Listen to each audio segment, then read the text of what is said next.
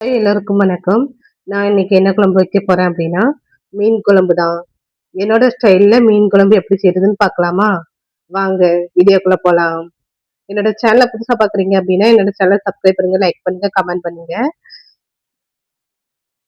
தக்காளி இதெல்லாம் நான் நறுக்கி வெங்காயம் உரிச்சுக்கிறேன் கொஞ்சம்.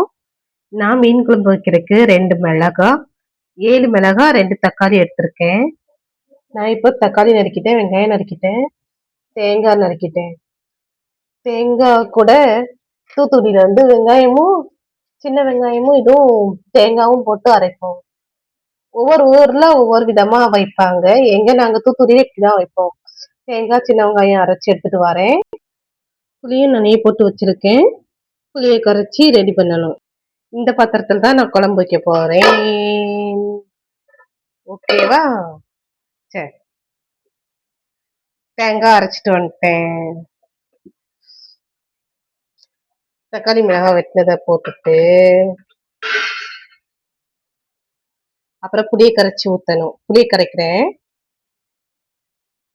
இந்தா எங்க ஊர் மொழியில குழம்ப கூட்டியாச்சுன்னு சொல்லுவாங்க.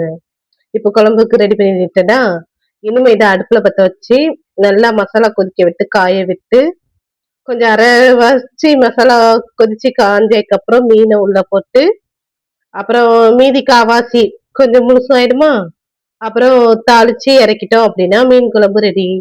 சரி, இப்ப அடுப்பு பத்த வச்சு வச்சிடலாமா? அதுக்கப்புறம் மீன் போடும்போது வீடியோ எடுக்கிறேன். அடுப்புல வச்சாச்சு. கொஞ்சம் அடுப்பு கிளீனா இல்லாம தான் இருக்கு, சாரி. இன்னைக்கு இதுதான் மீன் வாங்கினாங்க. இந்த மீன் தான். இனிமே இத கொஞ்சம் கழுவிட்டேன். காலையிலே நல்லா நானே கழுவி கிளீன் பண்ணிட்டேன். அப்புறம் கொஞ்ச நேரம் இதாகட்டும். இப்ப நானு மீனை பொரிக்கிறதுக்கு எடுத்து வைக்கிறேன். கொஞ்சம் எடுத்துக்கலான் இருக்கேன்.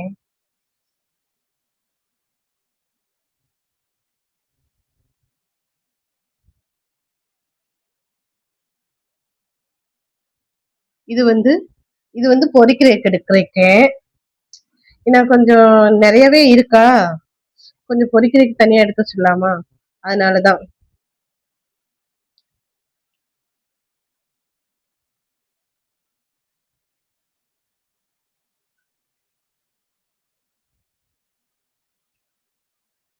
இது குழம்புக்கு போதும்னு நினைக்கிறேன். பார்க்கலாம்.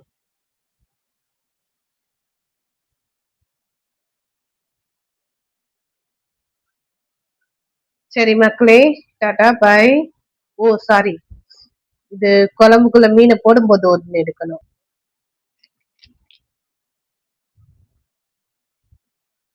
இது வந்து மீன் பொரிக்கிற பொடி. சரி, போட்டு விரவி வச்சிருவோன்ட்டு பாக்குறேன். ஓகே. சரி, ஒரு வேலை எல்லாம் வேலை முடிச்சுட்டா டக்குன்னு மசாலா தடவை வச்சிட்டோம்னா கொஞ்சம் மசாலா ஊறுகுமா, அப்போ குழம்பு தாளிச்சு நம்ம கொஞ்சம் பொரிக்கணும்னா பொரிச்சுக்கலாம்.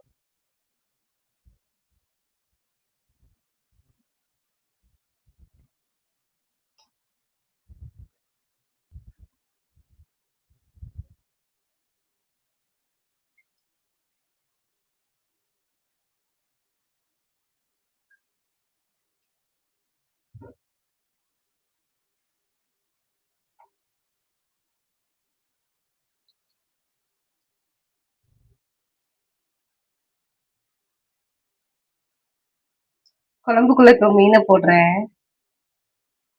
அவ்வளவுதான் என்னோட சமையல் வேலை. ஒரு 5 நிமிஷம் கழிச்சு